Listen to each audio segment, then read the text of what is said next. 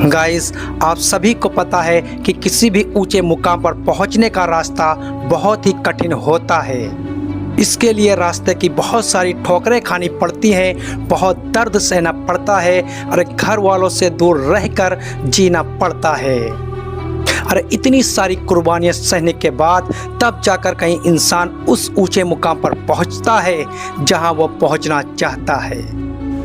ठीक ऐसा ही हुआ था आज से करीब 12 साल पहले सन 2011 में आवाज़ के जादूगर सिंगर जुबिन नौटियाल के साथ, जब वो पूरा दिन लाइन में लगकर एक एक्स फैक्टर नामक टैलेंट शो में ऑडिशन देने पहुंचे थे। शायद वो दिन उनका था ही नहीं।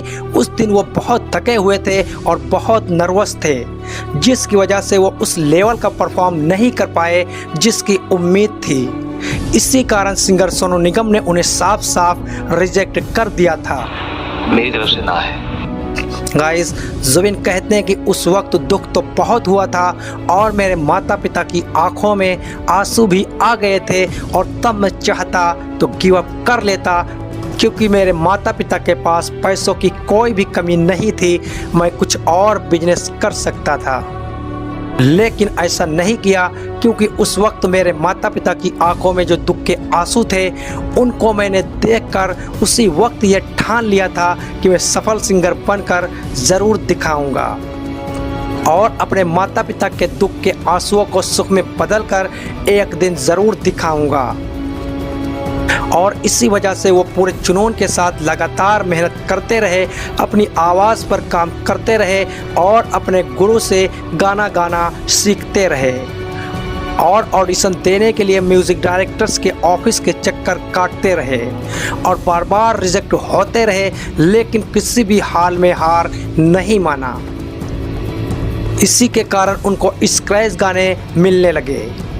गाइज, आपको बता दूं कि स्क्रैच सॉन्ग होते क्या हैं। स्क्रैच सॉन्ग वो होते हैं कि जब किसी गाने का मेन सिंगर बिजी होता है तो उस गाने को किसी लोकल सिंगर से गवाते हैं ताकि उस पर एक्टर एक्टिंग कर सके और शूटिंग को ना रोकना पड़े, और फिर बाद में उस गाने को मेन सिंगर गाता है और पहले वाले सिंगर की आवाज़ को हटा दिया जाता है।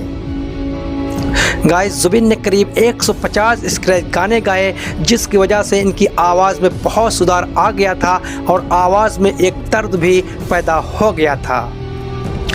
और ऐसे ही साल 2014 में अक्षय कुमार की फिल्म द शौकीन के लिए एक स्क्रैच गाना गाया जिसका नाम था मेहरबानी।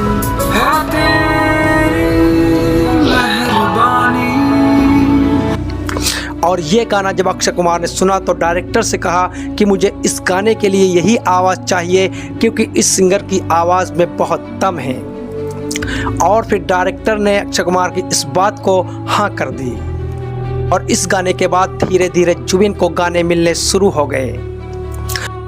और फिर देखते ही देखते कुछ ही सालों में जुबिन ने एक से बढ़कर एक गाने गाए, जिनमें तुम ही आना, बेवफा तेरा मासूम चेहरा, किन्ना सोना तुझे रब ने बनाया और तारों के शहर में जैसे एक से बढ़कर एक सुपरहिट गाने गाए। गाइस, जिस एक्स फैक्टर नामक टैलेंट शो में जुबिन के रिजेक्शन के बाद इनके माता पिता की आंखों में जो दुख के आंसू बहे थे, उन्हें जुबिन ने अपने वादे के मुताबिक अपनी मेहनत के दम पर कामयाब होकर उनको खुशी में बदल कर दिखा दिया। और आज जुबिन नौटियाल की आवाज़ के दीवाने इंडिया में ही नहीं बल्कि दुनिया के कोने कोने में हैं। गाइस, जुबिन नौटियाल की ज़िंदगी से यही सीख मिलती है कि जो बंदा रिजेक्शन के बाद भी, फेलियर के बाद भी रुकता नहीं है और बार बार गिरकर उठता रहता है और दर्द पर दर्द सहता रहता है और कभी हार कर भी हार नहीं मानता, तो इससे बंदों को दुनिया की कोई भी बड़ी से बड़ी ताकत कामयाब होने से और ऊंचे मुकाम पर पहुंचने से रोक नहीं पाती। इसीलिए किसी ने कहा है कि इंसान को उम्र थका नहीं सकती, ठोकरें गिरा नहीं सकती, और अगर जिद है जीतने की तो हार भी हरा नहीं सकती।